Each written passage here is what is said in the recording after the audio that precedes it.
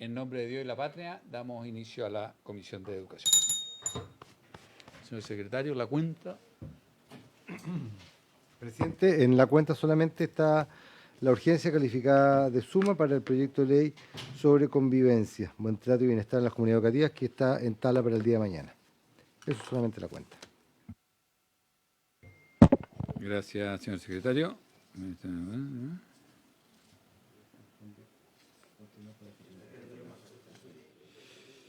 Bueno, la tabla de hoy corresponde continuar la discusión en particular del proyecto de ley que en primer trámite constitucional que modifica diversos cuerpos legales con el objeto de facilitar la creación de nuevos establecimientos educacionales, boletín 16.743-04.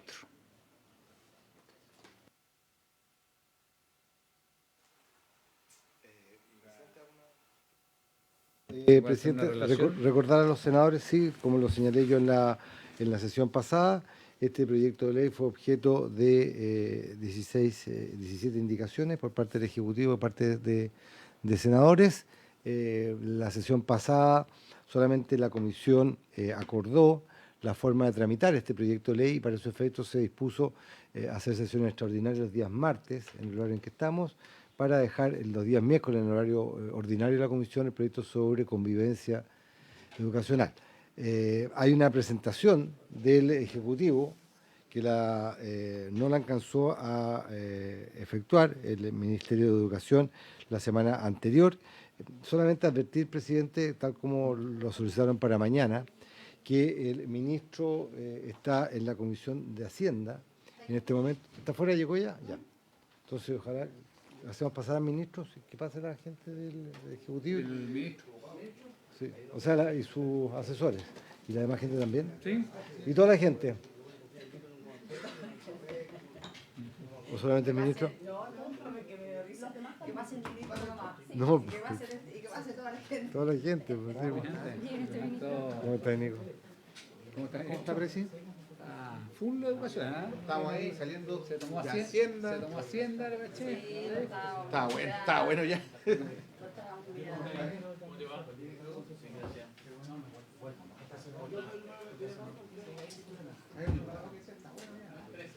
Muy bien, le damos la palabra entonces al ministro para que inicie la presentación. Saludar a la senadora Proboste, al senador Espinosa, senador Castro y senador Cas. También a la Secretaría y al equipo del Ministerio y todos los asesores que concurren, también diferentes organizaciones que están hoy día presentes. Como habíamos quedado en la sesión pasada, íbamos a partir hoy día con la presentación por parte del Ministerio. El senador Cas ha pedido la palabra. Sí, gracias, presidente. Bueno, saludarlo a todos, al ministro, a su equipo, a los colegas, a la Secretaría. Yo hoy día, bueno, tengo un paralelo a la Comisión de Relaciones Exteriores. Dije que no iba a ir porque me parece que esto, para mí por lo menos, más relevante que lo que estaba ocurriendo en la paralela, pero ojalá a futuro buscáramos alguna fecha o un horario, si es que esto se va a repetir, porque me va a topar siempre, sino con Relaciones Exteriores. Entonces, se lo planteo como inquietud para a futuro, ¿no? ¿Hay algún horario que existe? Lo que pasa es que la idea, como tenemos estos dos proyectos que son importantes, demanda insatisfecha, y mañana estaríamos discutiendo convivencia. En este minuto también se está viendo la 21.040 en presupuesto, lo que implica que seguramente en Hacienda pasaría la próxima semana y después volvería acá también. Por eso es que la idea es poder tramitar estos dos en paralelo. Sí, me gusta la idea. Lo que le digo es que tal vez en la sala en la tarde podamos conversar con los colegas a ver qué horario, tal vez, si hubiese algún otro. Si no hay otro, nadie está obligado a lo imposible, pero buscar alguna opción. Actualmente sí a disposición de los colegas. Nada más que eso. O sea, la de los miércoles ya está fija, ¿no es cierto? Sí. Eso a todos nos acomoda. Para la extraordinaria, a mí el problema es que todos los martes me topa con Relaciones Exteriores. Hoy día avisé porque no quería faltar acá, pero si es todos los martes me generaría un problema, ese es mi problema. Entonces busquemos una opción. Bien, sí. Pero yo me imagino que no lo vamos a hacer todos los martes, será un lunes y la tarde. También puede ser, por eso le digo. Entonces busquemos alguna opción entre todos después, pues si no, no tiene que ser ahora, no que no gastemos tiempo. Pero de acuerdo después en la sala con todas las disposiciones. Esto no va a ser. No, pero si va a ser continuo varias sesiones, supongo, porque o es solo este martes. La verdad que yo creo que va a ser este martes y el otro, porque la cantidad de indicaciones hay 19 indicaciones, por lo tanto no en este. ¿Sí? No, 15, acá 16. ¿Ya? ¿Ya? Ok. Sí, por eso yo creo que hoy día, o sea, este martes y el próximo deberíamos estar. Ok. Bien, ministro, ya le hicimos.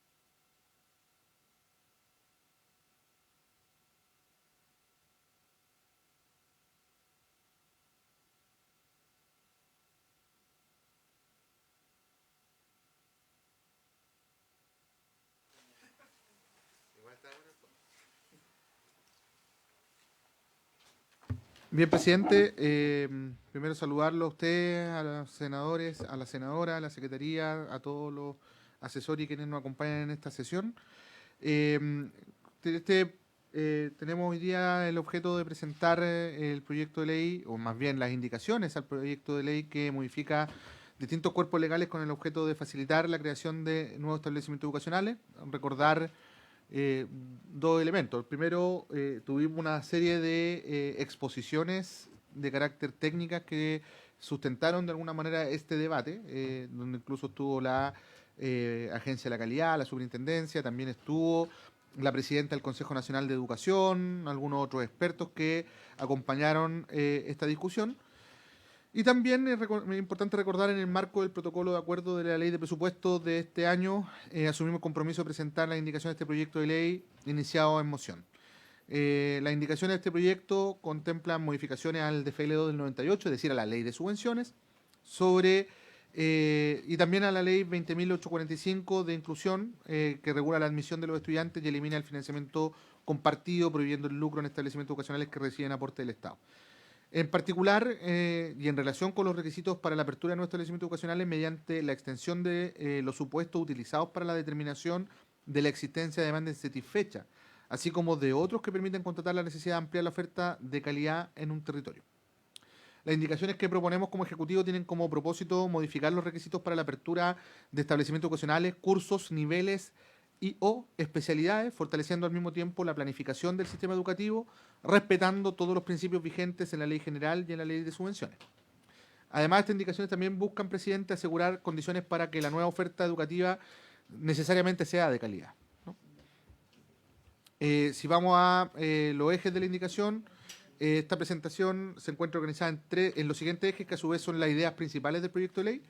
Primero, la simplificación de la tenencia de los establecimientos, de la infraestructura. Ahí se plantea el arriendo regulado de inmuebles escolares. Ahí vamos a revisar la normativa vigente respecto a la tenencia de inmuebles para establecimientos educacionales, contrastándola con las modificaciones que se propone incorporar respecto a la posibilidad de tener la tenencia de dichos inmuebles bajo arriendo regulado, ¿no? En segundo lugar, están los mecanismos para el aseguramiento de la expansión de la oferta educativa con énfasis en la calidad. Aquí vamos a exponer los distintos mecanismos que pretenden incorporar a fin de ampliar la oferta educativa, con foco tanto en la calidad del servicio como en la planificación del sistema educativo. También está la simplificación, en este caso, de la tenencia, es decir, el arrendamiento regulado de inmuebles escolares. Y aquí buscamos ampliar la alternativa a los sostenedores respecto al título de tenencia del inmueble donde funcionará el establecimiento educacional, reconociendo en la norma permanente la posibilidad de impetrar subvención a quien cuente con arriendo regulado, de conformidad a la normativa vigente. Con esto se permitiría a los sostenedores, además de ser propietarios o comodatarios, ser arrendatarios de los inmuebles en que funcionan los establecimientos educacionales, estableciendo esta figura como una regla permanente y ya no transitoria. Recordemos que sucesivamente se ha ido prorrogando esta norma que ya debería haber entrado en régimen hace algunos años atrás. Entonces, con esto se prorroga de manera permanente bajo la figura de arriendo regulado. De esta manera, los nuevos establecimientos educacionales van a poder funcionar con un contrato de arrendamiento regulado de su inmueble con la finalidad de asegurar el funcionamiento del sistema educativo. Y las reglas que deberían observarse para este contrato de arriendo en particular sería que el contrato debe inscribirse en el conservador de bienes raíces, que el contrato deberá tener una duración de a lo menos 8 años para resguardar la continuidad del proyecto educativo y no en la interrupción sin que puedan hacerse las adecuaciones necesarias para que aseguremos la continuidad del derecho a la educación de los niños y niñas que allí estudian, y que no se podrá celebrar el contrato de arrendamiento con personas relacionadas, resguardando también los principios de la ley. Se establecen parámetros para que la renta de arrendamiento no sea excesiva, ajustándolo al canon de arriendo vigente y que fue consensuado así en la ley de inclusión, del 11% respecto al avalúo fiscal previamente, ¿no? Que se determinó, como decía recién, por el legislador como el promedio de precio de mercado, ¿no? Por otro lado, presidente, también está la simplificación de la tenencia respecto al arrendamiento, que seguimos en línea de análisis. Como pueden observar en el recuadro que está allí, no sé si lo podrán ver ustedes en la lámina, eso, porque ahí como que no se nota, pero como pueden mirar en sus papeles, estas indicaciones se concentran en el artículo 6º A cuáter del DFL2 del 98 sobre subvenciones del Estado, y ese literal incorpora de forma explícita la posibilidad de tener respecto del inmueble un título de mera tenencia en virtud de un contrato de arrendamiento o un comodato. Sí. Tal como puede observarse, el arrendamiento del inmueble deberá seguir las siguientes reglas. Primero, en el numeral primero se establece que el contrato de arriendo debe inscribirse en el conservador de bienes raíces, como señalé anteriormente. Y esto es importante porque si el contrato de arriendo se celebra por escritura pública y se inscribe en el conservador de bienes raíces, debe ser respetado por quien adquiera el inmueble, incluso por acreedores hipotecarios.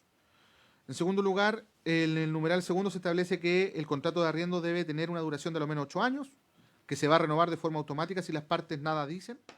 Y en tercer lugar, en caso de que el arrendatario quiera poner término al contrato, deberá hacerlo con a lo menos 4 años de anticipación, de modo tal que se pueda asegurar el adecuado cierre de ese proyecto educativo o su respectivo traslado a otras dependencias con el tiempo suficiente. O sea, naturalmente, además hay otras reglas que tienen que ver con que a los apoderados se les debe avisar a fines del mes de junio del año anterior, al inicio del año escolar siguiente. Por lo tanto, todo esto tiene procesos que son largos, ¿no? Porque estamos hablando de la continuidad de un año escolar y no es algo que ocurra de un mes para otro, sino que ocurre en procesos de varios meses o incluso años, ¿no? Por eso se habla de a lo menos 4 años de anticipación para el caso del término del contrato de arriendo. Estas reglas persiguen el objeto de dar estabilidad a la tenencia del inmueble y que consecuentemente el funcionamiento del establecimiento educacional sea estable. Y si, por ejemplo, el arrendatario quisiera recuperar su inmueble, puede hacerlo, pero tiene que dar un plazo de anticipación suficiente para que el establecimiento pueda hacer todas las adecuaciones que correspondan a ese proceso. Cambiar una comunidad educativa de un lugar a otro, por regla general, tiene harto trauma. A nosotros nos toca verlo todos los días cuando llegan solicitudes de comunidades educativas porque un establecimiento educacional abruptamente decidió cerrar o entró en quiebra y dejaron de pagar los sueldos.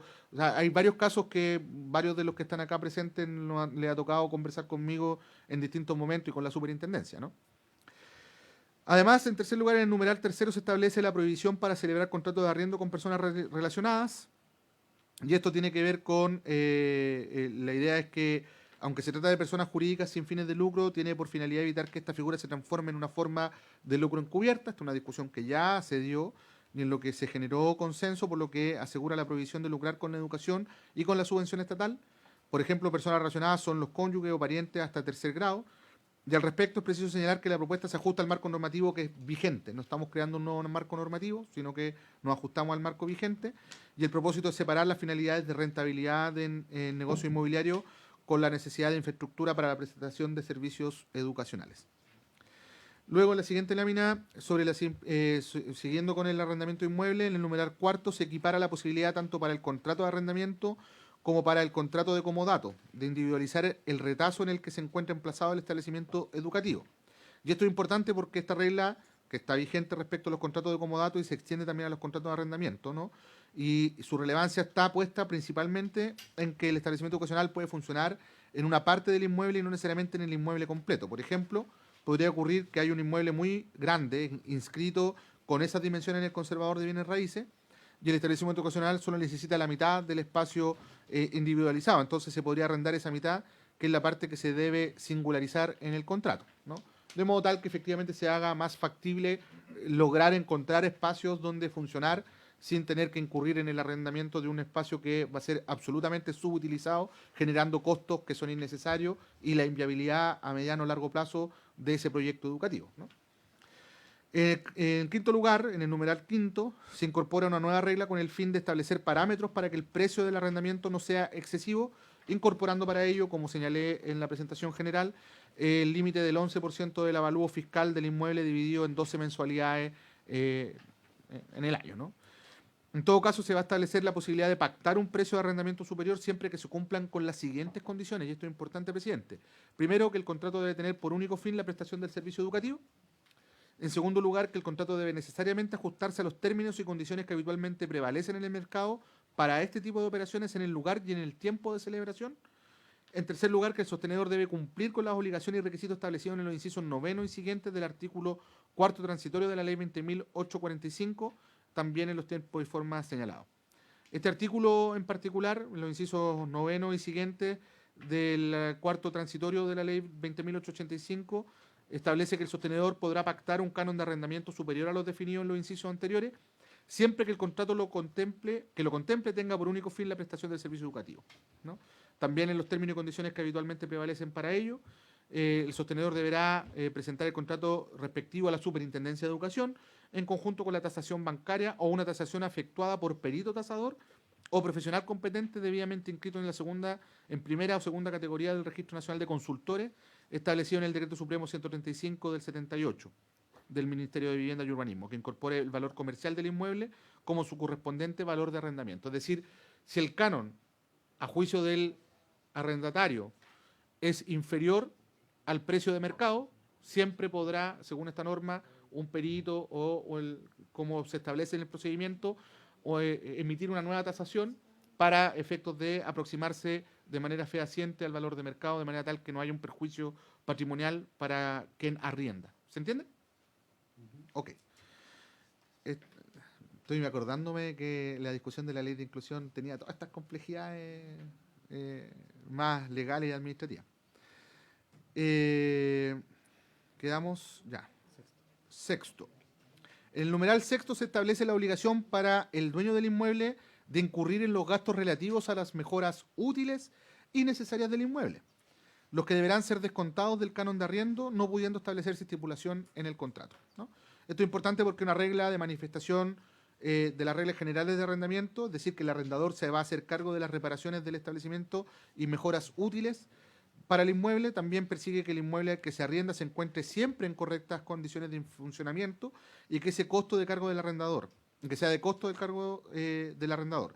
En este punto se separan las reglas generales, ya que no se permite que se pacte que el costo de estas reparaciones sea del sostenedor, lo que tiene por objeto evitar que este tipo de mejoras afecten el financiamiento del establecimiento si son excesivas y correlativamente asegurar la continuidad del servicio educativo. Es decir, si la propiedad del inmueble siempre va a ser de un tercero, sea el arriendo el que permita que el inmueble se mantenga vigente en términos de su capacidad de infraestructura y, por tanto, que los recursos que están destinados a los fines educativos sean utilizados en los fines educativos.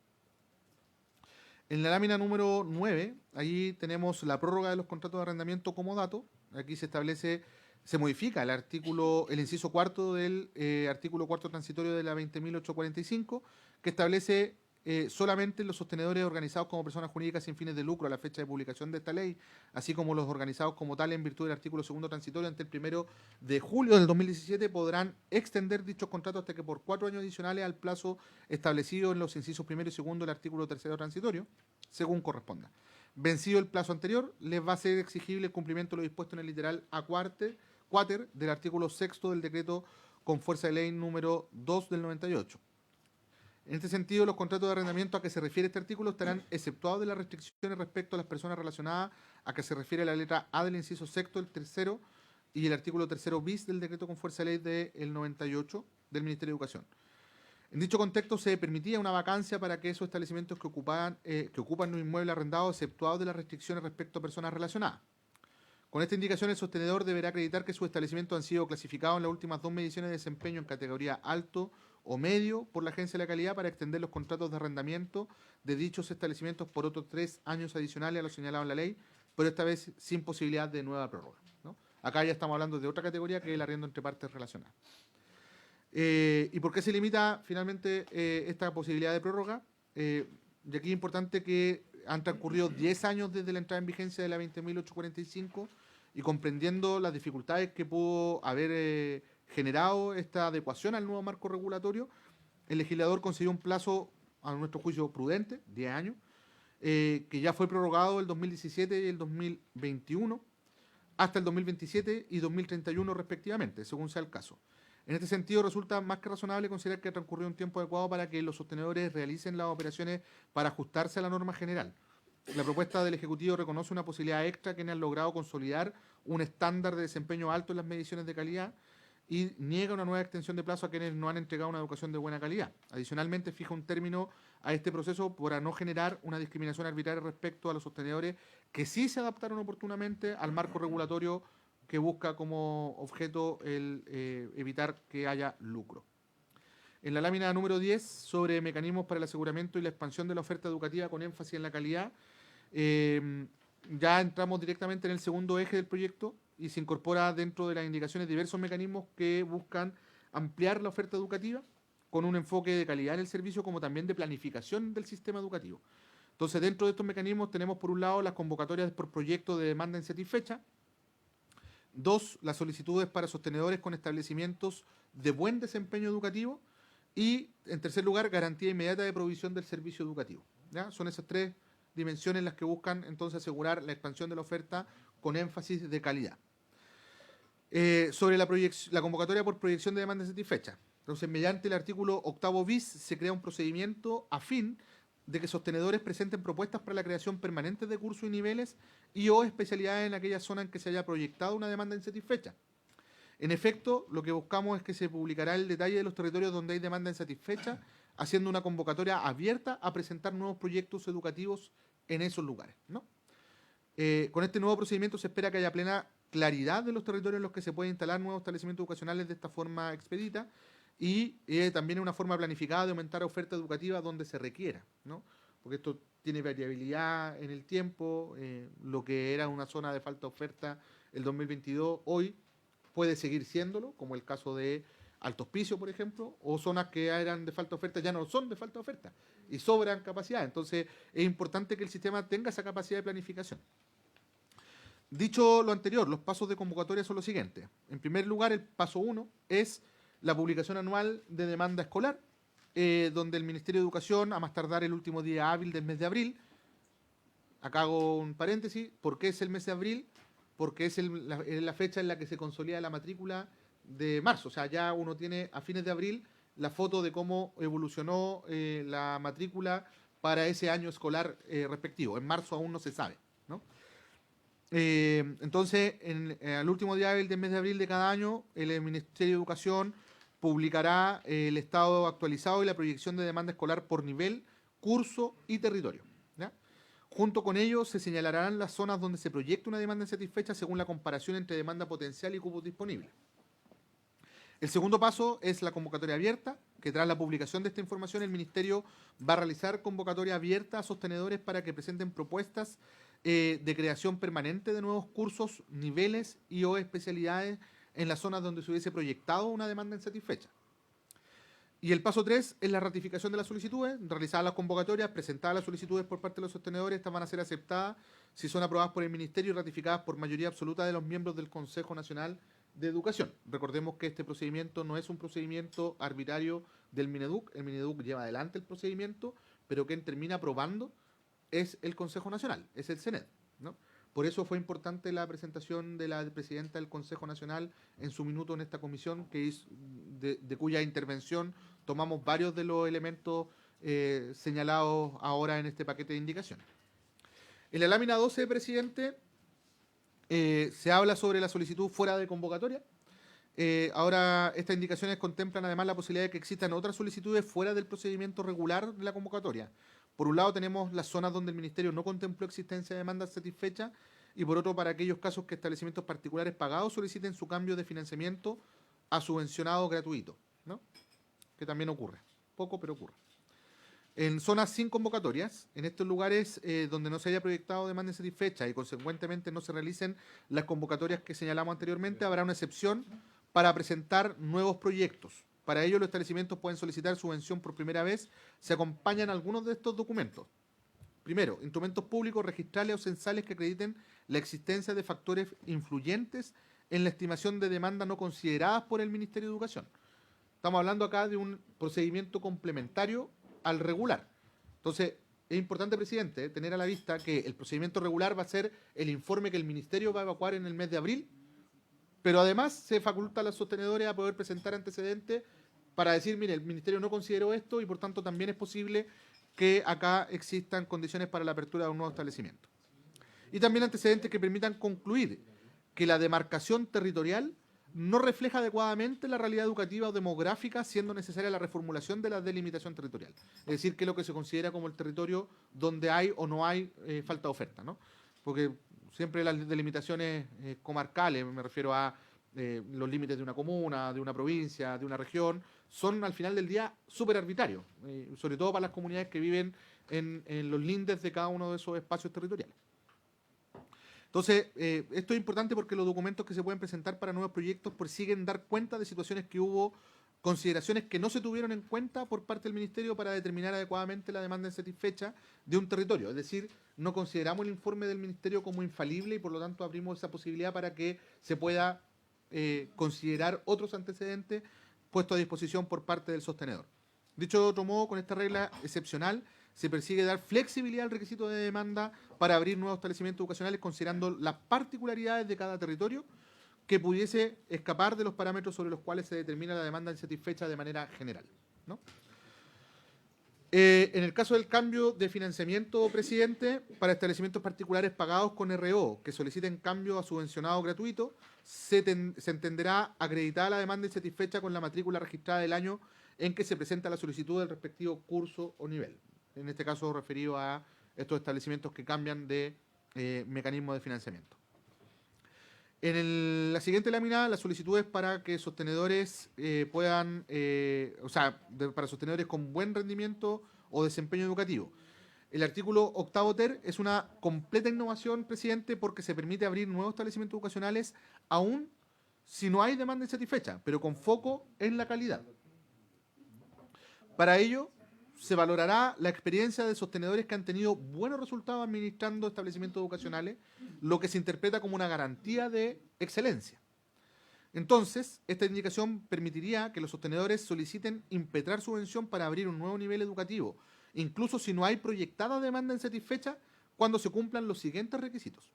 Primero, el sostenedor debe administrar establecimientos educacionales ordenados en categoría de desempeño alto o medio, siempre que en el territorio no exista otro establecimiento gratuito de desempeño alto. Porque lo que busca no es generar competencia, sino que lo que busca es generar oferta de calidad. ¿Ya? Dos, el sostenedor debe acompañar un acta levantada ante el ministro de Fe con individualización de los estudiantes interesados, los que deben representar el 70% de la matrícula proyectada. De esta situación, los establecimientos autorizados serán considerados como primera preferencia de los estudiantes incluidos en la nómina en el sistema de admisión escolar. Obviamente, si el proyecto nace por tener una demanda ya coactiva, es natural que esos estudiantes tengan preferencia para ingresar a ese establecimiento educacional y no tengan que entrar en el procedimiento regular, ¿no? Como sabemos, el financiamiento de los establecimientos educacionales se determina en función de su asistencia, lo que requiere contar necesariamente con estudiantes matriculados. En función de ello y con el fin de evitar que el establecimiento cierre por falta de matrícula, es que se incorpora esta preferencia automática que resguarda a las comunidades y, obviamente, a su consecutiva trayectoria educativa. En la siguiente lámina está la garantía inmediata de provisión del servicio educativo. Para estos casos en que el Ministerio de Educación, a través de las seremías, determine fundadamente la existencia de falta de oferta educativa en una zona determinada, estará autorizado para aplicar las disposiciones siguientes. Del artículo 3 de la Ley 21.052, que introduce diversas modificaciones a la norma general, el cual señala que en los casos en que se declare zona afecta por sismo o catástrofe, de acuerdo a lo dispuesto en el decreto 104 del 77 del Ministerio del Interior, que fija, bueno, da lo mismo todo lo demás, sobre alerta o emergencia sanitaria establecida por la Secretaría Regional de Salud de la Secretaría Regional de Educación podrá exceptuar a los establecimientos educacionales afectados por estas medidas de cumplimiento de los requisitos prescritos en las letras G, H e I del artículo 6 del decreto con fuerza de ley número 2 del 98 del Ministerio de Educación, cuando por ocasión de sismo, catástrofe, emergencia o alerta sanitaria no puede ajustarse a ellos desde el acaecimiento de la declaración de la emergencia o catástrofe, ¿no? Según corresponde, ya hasta el vencimiento de la autorización otorgada. Esa subsecretaría también podrá autorizar a los establecimientos educacionales a funcionar con otro establecimiento en un mismo local, es decir, como parte de un proceso de adecuación transitoria, en doble jornada, en cuyo caso ambos establecimientos estarán exceptuados del cumplimiento de los requisitos. Para el cálculo de la subvención de escolaridad, mientras dure la autorización, se mantendrá el valor correspondiente al régimen de jornada escolar completa diurna, establecido en el artículo 9 del DFL 2 del 98. Y la Subsecretaría de Educación también podrá autorizar el traslado transitorio al funcionamiento de establecimientos educacionales locales con destino no educacional, siempre que tengan recepción definitiva de las direcciones de obras municipales o cuenten con la autorización provisoria de la Secretaría Regional Ministerial de Vivienda y Urbanismo. Así es como la norma vigente que regula las condiciones a exigirse a las instalaciones provisorias que sirvan para dar continuidad al servicio educativo en establecimientos educacionales que, contando con RO o autorización de funcionamiento, hubieran sido efectuados por situaciones de emergencia. Es decir, hacemos una adecuación para que efectivamente las emergencias no pongan en riesgo la continuidad del servicio educativo en los lugares donde eso sucede. Hay medidas excepcionales también permitidas, como la autorización de funcionamiento en instalaciones provisorias para asegurar continuidad del servicio educativo y autorización de funcionamiento en doble jornada escolar, que es en general el uso habitual. Esos son los contenidos de la indicación presentada por el Ejecutivo, presidente. Como ve, hemos hecho un recorrido bien exhaustivo, tomando varias hipótesis relacionadas a temas de arriendo, a temas de apertura de establecimientos, entre otros, resguardando además los fines de la ley vigente, que nos parece muy relevante como punto de partida para esta discusión. Habida cuenta lo que se busca subsanar, que es la posibilidad de contar con más proyectos educativos de calidad y, por otro lado, resguardar también los lugares donde hay falta de oferta educativa, que es algo que ha quejado en los últimos años en nuestro país, sobre todo algunas zonas en el norte de nuestro territorio nacional y la región metropolitana. Eso, presidente. Gracias, ministro. Gracias por la presentación. Ofrezco la palabra. Si no, senador Kass. Gracias, presidente. A ver, yo sinceramente creo que yo tengo una diferencia más de fondo con el enfoque que estamos teniendo, presidente, que es el hecho de que tengamos que tener a un Estado central que determine si hay demanda insatisfecha o no. Y creo que no es correcto, porque en el fondo la demanda insatisfecha no es solamente si es que hay colegios disponibles o no. Es la libertad que debe tener, para mi gusto, los estudiantes de los colegios de que puedan ir eligiendo distintos establecimientos y de que se puedan crear nuevos establecimientos. Entonces, yo creo que debiera ser automático el que cualquier establecimiento de buena calidad siempre pueda extenderse, automático, aunque tengamos la demanda desde el punto de vista de que todos los estudiantes y niñas y niños tengan cobertura. Pero para mí, siempre que un establecimiento de buena calidad quiera ampliarse, tiene que poder hacerlo. Y leo aquí que además cualquiera que quiera hacerlo, porque hay una excepción, tiene que documentar que tienen demanda en un 70% de la matrícula proyectada. ¿Por qué tengo que, antes de partir, tener la demanda garantizada? ¿Por qué no me puedo arriesgar a decir, sí, yo quiero invertir, tengo buena calidad de educación, quiero abrir un nuevo establecimiento y voy a, por lo tanto, hacer que efectivamente haya libertad de esos apoderados de familias de elegir si es que se van a este colegio nuevo o se quedan donde están, si nadie lo está obligando a que se cambie? Entonces, yo sinceramente creo que en el margen estamos haciendo cambios marginales, para mí una reforma que fue muy equivocada en su minuto, que paralizó la creación de nuevos colegios, que ha significado una angustia para muchas familias, pero además de que parte de un supuesto equivocado, porque lo Lo que hicimos mal en los años 90, cuando aumentamos la cobertura, es que nunca exigimos suficiente calidad. Ese fue el problema. Entonces, hoy día para abrir un banco se requiere cumplir con miles de normas y los bancos en general, después de la crisis que tuvimos en el 83, la Super y distintas organizaciones le exigen a un banco para poder abrirse muchos resguardos. Yo me hubiera encantado que en vez de estar diciendo si es que está la demanda insatisfecha, hasta casi que está la planificación central del Estado, que me parece absurda, es que el Estado dijera, no, lo que vamos a exigir, cualquiera puede abrir un nuevo colegio, por supuesto, pero con buena calidad. Y me voy a poner muy draconiano en exigir que esa buena calidad sea de verdad. Y si es que hay sobreoferta, no hay problema, porque esa sobreoferta más encima se va a enfrentar a un sistema que tiene muy mala calidad en general. Ese es el problema que tenemos, que fue lo que nos dijo la Comisión Asesora. Entonces no entiendo por qué estamos como con freno de mano haciendo que alguien pueda abrir un colegio si es que el Estado dice que en realidad hay demanda insatisfecha. Así que nada, pues, presidente, ¿qué quiere que le diga? No comparto el enfoque general de cómo estamos enfrentando el problema, siendo que es un problema súper importante. En el margen votaré a favor de las cosas que van ayudando, pero desde el punto de vista de la hipótesis que hay detrás no la comparto. Esa es un poco mi visión. Gracias, senador Castro. Sí, gracias, presidente. A ver, yo quiero ser más positivo, ¿ah? Yo quiero agradecer la posibilidad de poder tener la posibilidad de abrir nuevos colegios. Por eso, presidente, como este es un proyecto que lo vamos a partir discutiendo ahora, yo no participé en la comisión los años anteriores, a mí también me encantaría ver la posibilidad de poder abrir, la posibilidad de colocar algunas indicaciones en lo personal, porque creo que es un proyecto que es interesante y como lo plantea el señor Kass, lo más posible que si abrimos la opción de colocar indicaciones, vamos a poder también analizarlo nosotros de mejor forma con nuestros asesores para poder colocar lo que nosotros creemos que es necesario para que este proyecto avance, porque yo creo que tiene un buen sentido.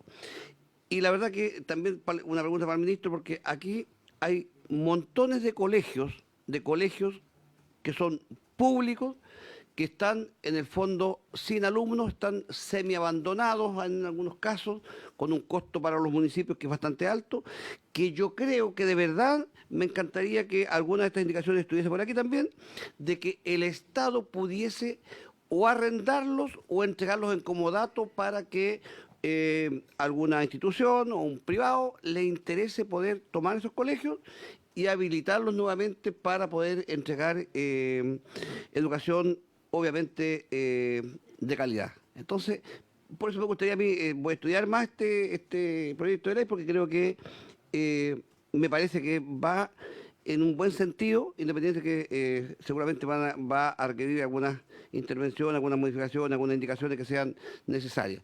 Eso, presidente, es mi dicho. Gracias, senador Castro. Senadora Proboste. Presidente, mire, esta iniciativa, que es una moción parlamentaria que impulsó hace harto tiempo atrás el senador García, bueno, ustedes mismos, busca tratar de equilibrar, pero a mí me parece que también comentarios en esta comisión tratando de olvidar situaciones que son bien dolorosas. O sea, el año 2014, el Colegio Pitágora, los profesores, los estudiantes, las familias se enteraron por la prensa que el colegio cerraba por no pago de arriendo. Si nos vamos más atrás, los colegios Britannia en la misma situación. Entonces, uno se pregunta por qué en una tarea tan importante y tan sensible, finalmente pareciera que para algunos el espacio inmobiliario era más importante que el propósito que debemos resguardar, que es el derecho a la educación de nuestros niños.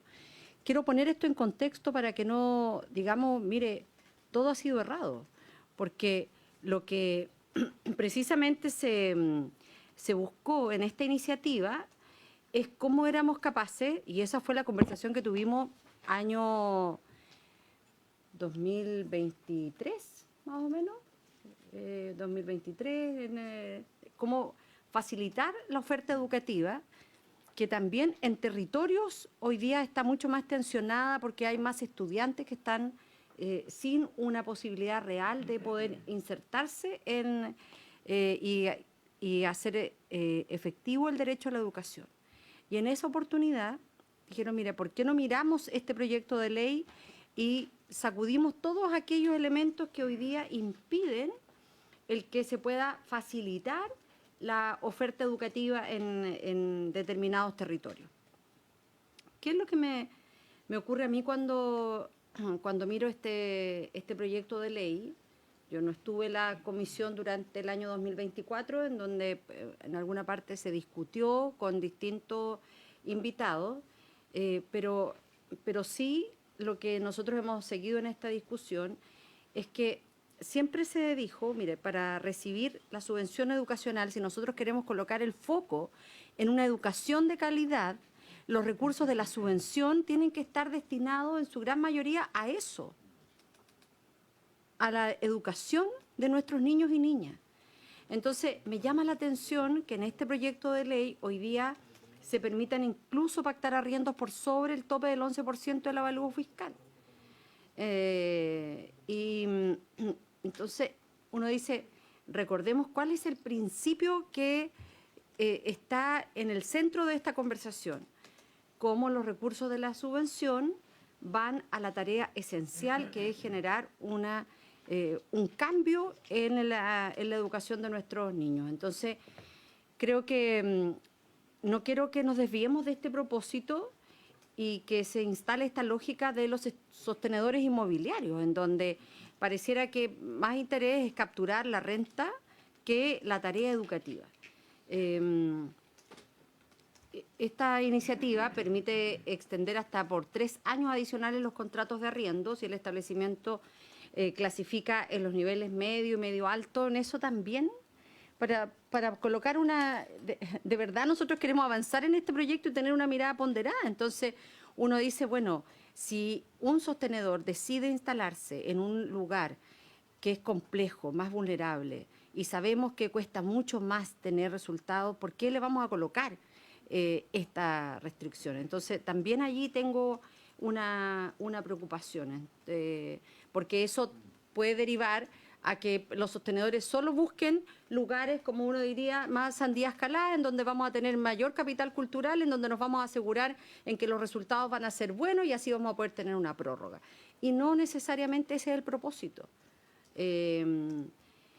Si bien exige ciertas condiciones de desempeño, el sostenedor dice solo debe presentar un acta notarial con estudiantes interesados del 70% de la matrícula proyectada, lo cual igual puede prestarse para ciertas presiones. Entonces, creo que a mí, la verdad, en términos personales, me gusta bastante el que las comunidades puedan mirar su establecimiento educacional y puedan extender los niveles, porque a veces son otras las condiciones que están detrás para poder extender, pasar un colegio de enseñanza básica a un colegio de enseñanza media o un colegio que tiene hasta sexto básico, que pasa mucho en localidades rurales y que hoy día dicen, mire, yo no estoy disponible para que mi hijo se tenga que trasladar o se tenga que ir a la modalidad de lo que eran antes los internados, hoy día las casas de alojamiento, que es la Junaev, en el caso de la gente de Carrizalillo, que se tienen que ir a Freirina, que están a 3 horas de distancia, pero es parte de esa comuna. Entonces, uno dice, bueno, y si no encontramos que tenemos el 70% de la matrícula, nos vamos a restringir a que ese colegio pueda aumentar el nivel. Yo creo que le daría una vuelta a eso, presidente. Y le haría algunas preguntas al Ministerio de cómo van a garantizar que los contratos de arriendo no terminen siendo una vía indirecta de lucro en la educación subvencionada. ¿Qué mecanismos de fiscalización van a implementar para evitar esta triangulación entre sostenedores e empresas inmobiliarias que puedan estar vinculadas, que no figuren formalmente como relacionadas, pero que puedan tener una vinculación? Y básicamente les preguntaría cuál es la justificación técnica para permitir arriendos superiores al 11% del avalúo fiscal. Eso. Gracias, senadora Proboste. Ministro. Gracias, presidente. A ver, yo suscribo en general lo señalado por la senadora Proboste. yo creo que es súper importante, tal como ocurrió en el debate del SAE y en y también en lo que estamos viendo con educación pública, el que lo que estamos haciendo es ajustar, adecuar, digamos, un poco más al contexto de realidad post procesos de implementación de reformas que son grandes, ¿no?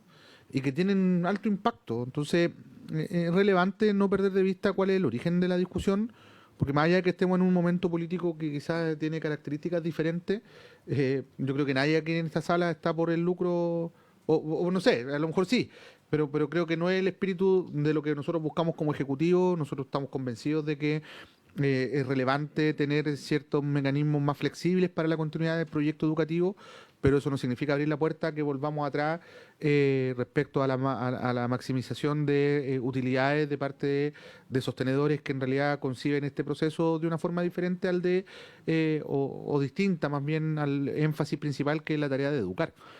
Lamentablemente, y claro, la comisión no tiene por qué tenerlo a la vista, son muchos los casos de sostenedores que incluso hoy cierran sus proyectos educativos por mala gestión de los recursos, y cuando digo mala gestión uno podría eventualmente llegar a la conclusión no interpretativa, sino que legal, de que han hecho mal uso de los recursos públicos, de los recursos que están destinados para los fines educativos. No son pocos los casos, ¿no?, de que hemos tenido que intervenir. Hace poco nos tocó, por su intermedio presidente, con la senadora Proboste, conversar el caso de un establecimiento, si no me equivoco, de acá de Viña del Mar, de Santa Julia, que, claro, de hecho los trabajadores quedaron sin pago de sus remuneraciones, y los estudiantes tuviesen que ser reubicados por parte del Ministerio de Educación, más de casi 60 estudiantes que tuvieron que comenzar a ser reubicados por parte del Ministerio, ni siquiera al final del primer semestre, sino que a mediados del primer semestre. Entonces, situaciones como esa ocurren y lamentablemente hay que hacerse cargo de ello, y por eso están estas regulaciones. Ahora, sobre las preguntas en particular, nosotros estamos haciendo poca innovación desde el punto de vista normativo respecto a los instrumentos. Por ejemplo, si mantenemos la regulación del canon de arriendo en un 11% del avalúo fiscal, que es lo que establece la norma, solo que las hipótesis en las cuales se establecen, o la prórroga o los plazos son los que se extienden.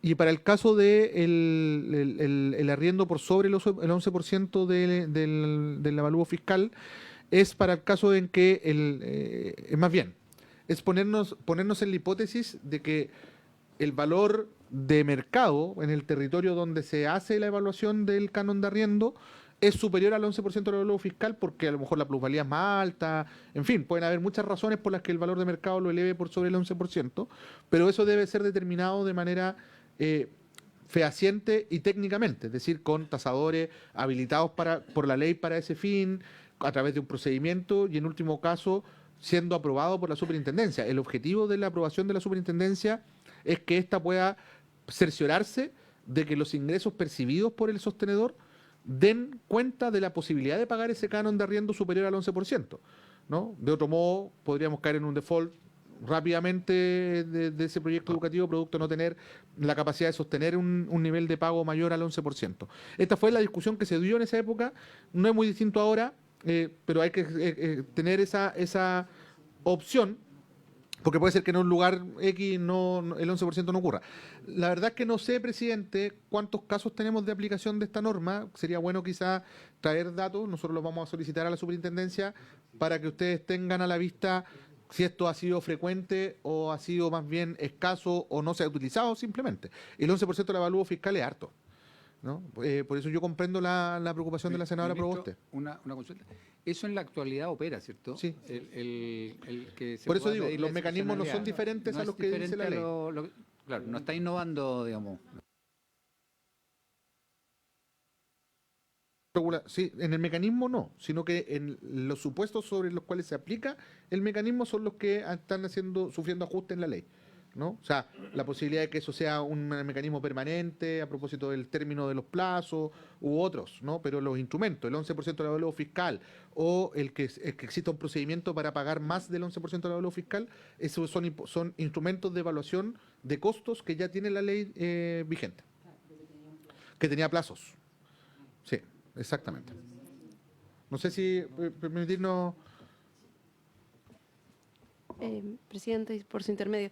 Efectivamente, la norma vigente permite esto y también lo permite en un arriendo permanente, ¿ya? Incluso la excepción del Así 11% es para arriendos permanentes para todos los establecimientos que ya estaban constituidos como personas jurídicas sin fines de lucro al momento de publicarse la ley de inclusión. Lo que nosotros hacemos es extender eso a los arriendos y de los nuevos establecimientos. Esto considerando que la normativa vigente ha tenido una buena evaluación en, con estas reglas, permitir que se contenga la utilización de esta normativa para poder perseguir fines de lucro. De todos modos, como decía el ministro, nosotros podemos conseguir la información específica sobre cuántas veces se ha ocupado esta norma especial que permite extender sobre el 11%, pero la diferencia no sería del mecanismo, sino simplemente permitirlo para el arriendo permanente de nuevos establecimientos. Gracias. Bien, el senador Castro manifestó la posibilidad de poder presentar indicaciones. Señor secretario, ¿usted Sí, puede explicar el procedimiento tendría que ser de que la comisión acordara abrir un nuevo plazo y solicitarlo hacia la sala, y la sala lo autorizara. Porque este fue un plazo de indicación, ya venció obviamente, son indicaciones que fueron presentadas por el Ejecutivo, por la senadora Pascual y por el senador Sangüesa. Esos son el conjunto de indicaciones que son las 16 que yo he mencionado que se presentaban a este proyecto de ley. Y como ha dicho el ministro, básicamente todas ellas, el núcleo de las indicaciones se refieren a las modificaciones del artículo 6A, cuáter. También hay modificaciones, como la señora ministro, en otras materias, pero esa es como la parte más sustantiva del proyecto. Cualquier otra modificación tiene que ser a través de un nuevo plazo solicitado a la sala. senador Kass.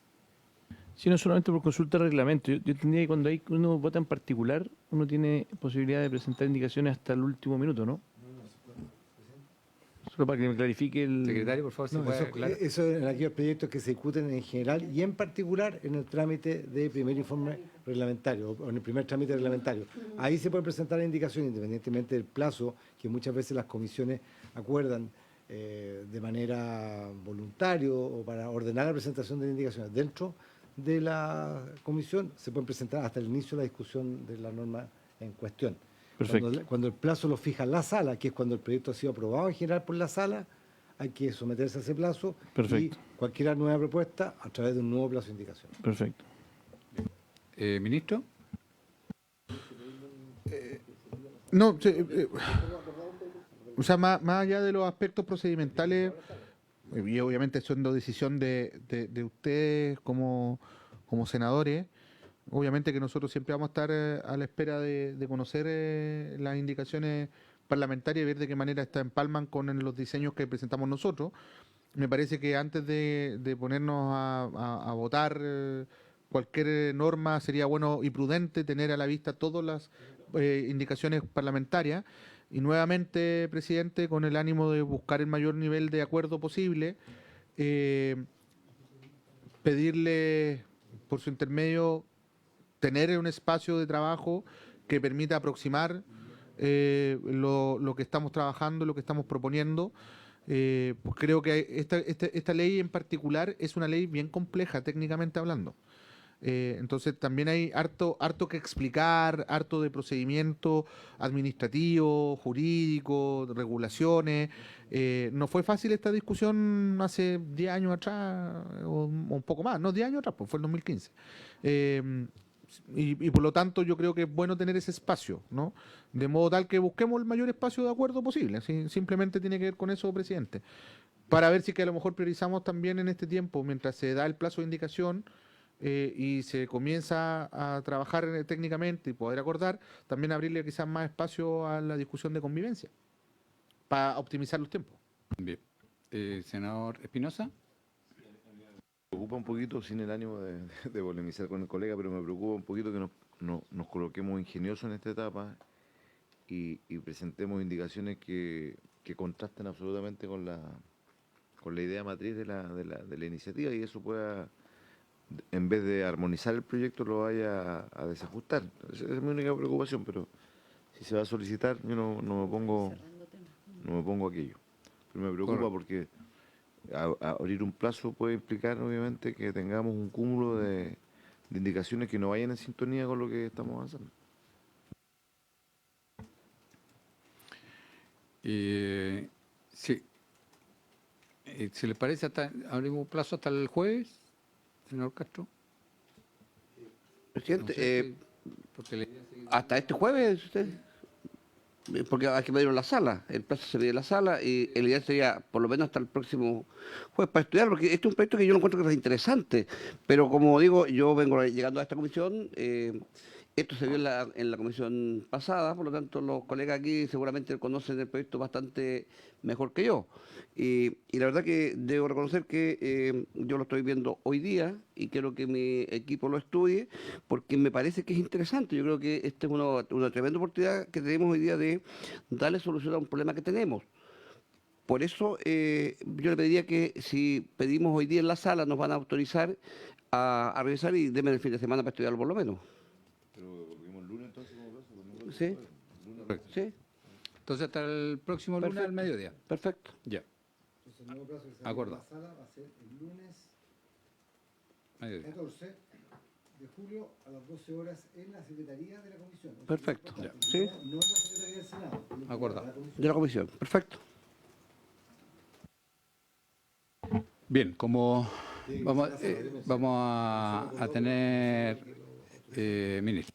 Sí, yo solo vuelvo a reiterar que sugeriría que se haga un trabajo técnico frente a este nuevo plazo de indicaciones para que la formulación de las indicaciones ojalá sea con el mayor consenso posible y no sea no esté limitado solo a la mera voluntad de solo el senador Castro por su intermedio, ¿no? Sino que sea reflejo de un Sí, trabajo ahí- más ahí- colectivo, ahí el senador sí se si es que puede- así lo tienen a cuenta. Pues yo solo quiero plantear algo que nos permita sacar con el mayor consenso Ahí, posible. ministro, yo le esta ley. sugiero que los asesores convoquen a una reunión para que estén todos los asesores y ahí poder buscar una redacción que sea de acuerdo. Pues no hay que olvidar que el objetivo del proyecto tiene que ver con cómo entregamos una oferta educativa que sea de calidad. Yo creo que ese es el objetivo principal. Más que ver el tema de los arriendos, la infraestructura, tiene que ver cómo, y en el concepto que tenemos algunos, que demanda insatisfecha también significa que cuando no hay una oferta educativa de calidad, para nosotros es demanda insatisfecha. Que puede ser el núcleo de la discusión. En el tema de los arriendos, yo creo que hay consenso general que el 11% es... no vamos a innovar más allá que eso. Ahora, lo que está proponiendo el senador Castro, yo creo que amerita una conversación más directa con el Ministerio, porque es bastante innovadora la idea de que pueda efectivamente, que sea el Estado el que arriende los establecimientos educacionales que están calificados como insuficientes y pueda, digamos, un sostenedor que acredite un trabajo donde sus otros establecimientos han tenido rendimiento positivo, puede hacerse cargo, ¿no? Yo creo que ahí hay que buscar todas las alternativas que tengamos posibles para que efectivamente podamos entregar educación de calidad en cada uno de los rincones de nuestro país. Senadora Proboste y senador Castro. Sí, presidente, mire, yo quiero en esto, como lo planteaba el senador Espinosa, creo que es bueno que vayamos cerrando los temas y dando paso también a otras discusiones que son importantes. Creo que aquí, en esta comisión, el año 2023 se generó un consenso bien amplio en que era necesario revisar esta disposición legal. Y eso porque, bueno, ya han pasado 10 años, porque además el contexto del país es distinto, y en eso creo que nos ayuda mucho el que comencemos a abrir otros temas, en el sentido en que hoy todo indicaba que este concepto de la demanda insatisfecha era absolutamente rígida y estaba generando dificultades en la apertura de nuevos establecimientos educacionales que se requieren en nuestro país.